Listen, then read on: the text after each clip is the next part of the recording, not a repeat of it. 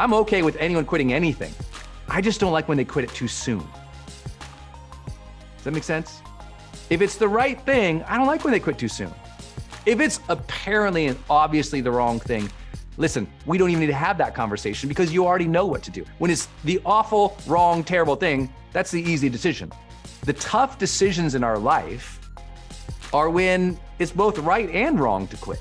Again, this is not me trying to make the decision for you. I'm just trying to go, how do we insert some perspective here?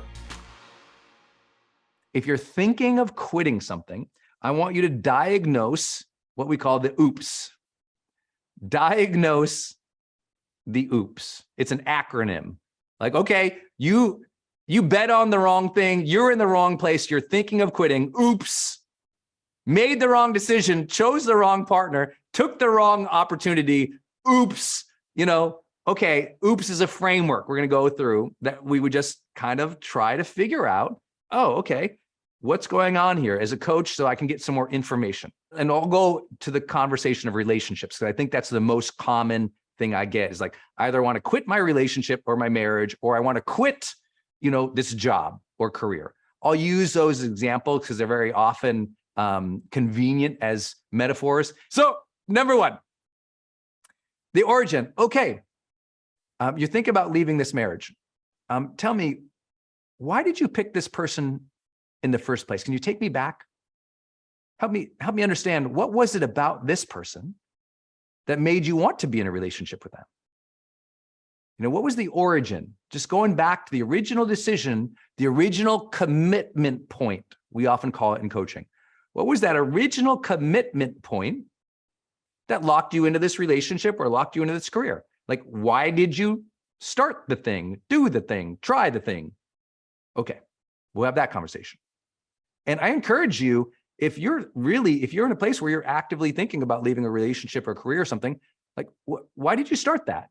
If it's a job, why did you take the job? What was it about the job? What were the elements or the excitement, the passion, the interest? What was there that you accepted that job or career or started that new dream? Because just rekindling or remembering where that commitment was and why it happened, sometimes you go, oh yeah, that's what I was after. That's the person I want to be connected with. The second thing is, what is the outcome you hope for? Okay, the outcome. That might be, for example, in the job category, you might say, well, I wanted to have a 9-to-5 where I just felt like, I was applying my interest, I was being challenged, I was contributing something on a regular basis. Okay, because maybe some of those things aren't there right now, but maybe you can change how you show up at work. You can ask for new responsibilities. Maybe the job's right, but the outcomes aren't happening yet. And often when the outcome isn't there, but they're in the right relationship with the right job, they strategically chose it. Oh, let's adjust our approach. Let's try some new tactics and habits to see, can we get that outcome there before we quit the thing? I'm always asking that. Can we get the outcome you'd hoped for before you quit it? Right? That is that trial and error process we're going to talk a lot about. Like, hey, I'm okay with anyone quitting anything. I just don't like when they quit it too soon. Does that make sense? If it's the right thing, I don't like when they quit too soon. If it's apparently and obviously the wrong thing, listen, we don't even need to have that conversation because you already know what to do. When it's the awful, wrong, terrible thing, that's the easy decision. The tough decisions in our life are when it's both right and wrong to quit. You can draw that line down the page and go, well, it could be either one. Well, that's why I wanted to revisit what was the outcomes you had hoped there. Next up, process. What did you hope or think it would be like on a daily or a weekly basis? And what are you doing currently in that relationship or that opportunity? Processes means like, what's life really like? Like entrepreneurs, let's say you start a big dream, right? And you think, well, I thought, the process would be I could just create content on social media every day. And then you realize, oh, well, the process actually is, running and managing the business and, making money and filling out a lot of forms and doing your taxes and hiring people. And you learn all these process. You didn't anticipate that that's part of the process. And the process doesn't feel good. Many people in their careers, as an example, they're in a career doing something Monday to Friday that they don't enjoy. Probably right company, probably right career. But what they're doing Monday to Friday isn't the right slot. And what we need to do is not quit the decent job if they like it. What we need to do is go, we need to change what you do here. We need to adjust your role or your responsibilities within a good career so you enjoy your Monday through Friday. Does that make sense? And a lot of people don't try that. They just go, this job sucks, I'm leaving. But they haven't made the attempt to adjust their process or how they show up towards their outcome or to a new process within the frame. Same thing in your relationships, right? Every day, it's the same old thing. Get up, make the kids some food for some breakfast and some lunch, drive them to school, go to work, come home, eat dinner, watch show, and go to bed. And you're like, oh my God, this is every day? Well, you got to change the process. Wait, you don't have a date night? Wait, in your process, you're not going on vacations together? Wait, in your process, you're not debriefing the week? You're not planning the weeks together? Wait, you're not making sure that you've ensured there's time for fun? Well, you're not quitting the relationship. You just don't like the process. You got to change the process. You got to show up. You got to change how you show up in that relationship or in that career. You got to change where your emphasis or your focus is going. Last big idea here on the oops is the social connection. Most people don't realize that a vast majority of the major decisions in their life was not psychology. It was sociology. They made a decision because they hoped to have a specific type of connection with somebody, right? That's from the relationships we choose, to the neighborhoods we choose, to the schools we choose, to the companies we go to work for, right? People will say, you don't go to work for a job at a company, you go to work for a company because you like the culture, right? If you choose a company for its culture, that's a social connection expectation, isn't it?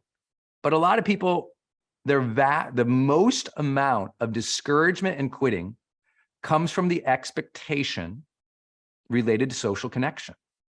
If you've been with me for a long time, in our high performance research, it's super clear that most people quit their job because of the discouragement and the disempowerment that they sense with their first line manager, meaning the person that they report to. That relationship is not what they wanted it to be.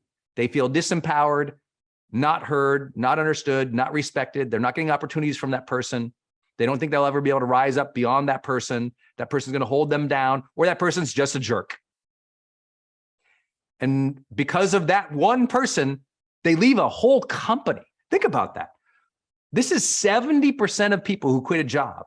It's related to their relationship with the first line manager. 70% of people leave a company because of one person, a relationship with one person.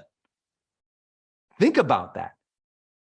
Think about that for a minute. Billions of workers around the world, 70% are going to leave because that one relation, that company might have 100,000 people in it, but they're going to leave because that one social connection didn't give them what they want.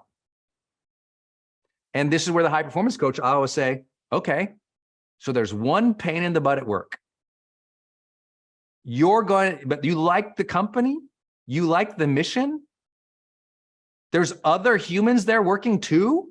You're going to quit because of that person? Now, sometimes it makes sense, right? Again, this is not me trying to make the decision for you. I'm just trying to go, how do we insert some perspective here? So I'm fine if you're like, no, this is definitely the wrong thing. I'm like, great, then let's be strategic in leaving the wrong thing. Let's be strategic in leaving the wrong thing so things are left well, so that you don't have a lot of shame and regret there, but also that your social connections support you wherever you go from there. Does this sometimes require you to be the bigger person? 9 out of 10 times. Why are you complaining about that? Drives me crazy when people go, this sucks. I have to be the bigger person. I'm like, good for you. What relationships do you want to be in? Do you want to be the lesser person? No, good for you and your character and your integrity that you want to leave things well, do things well, play the higher moral game than being dragged into the pits. Good for you. That's what makes you a leader. That's what makes your opportunities in the future better. That's what you can bank on when you go to bed at night and you have a dream that you know you will show up and show up well with high integrity and values and character. Where do we lose that conversation in the world? Well, we lost the conversation in a social media selfish world where we don't talk about servant leadership anymore. We don't talk about civics anymore. We don't talk about, respect anymore. And so now it's just about me. And people wreck a lot of relationships and businesses because, they're willing to go into the pits and fight dirty and be awful and terrible. And that stuff catches up with you. I know you want to fight it. I know you want to quit. I know you want to burn everything in fire and get it the hell out of there. And I also know what your goals are in the future. And if you wreck everything here, you know what's hard to do? Build upon wreckage. You all ever realize that? You ever wreck a relationship so much that you were wrecked for years? I've been there. Right? We have to figure out elegant ways to move through difficulties. And I could go off on this one for a really long time. So let me just pause there. I'm going to have a conversation with the client about what was the oops. Why did you choose to get in there? What were the outcomes you hoped for? What's the process you expected? What's the relationships or the social connections you had desired?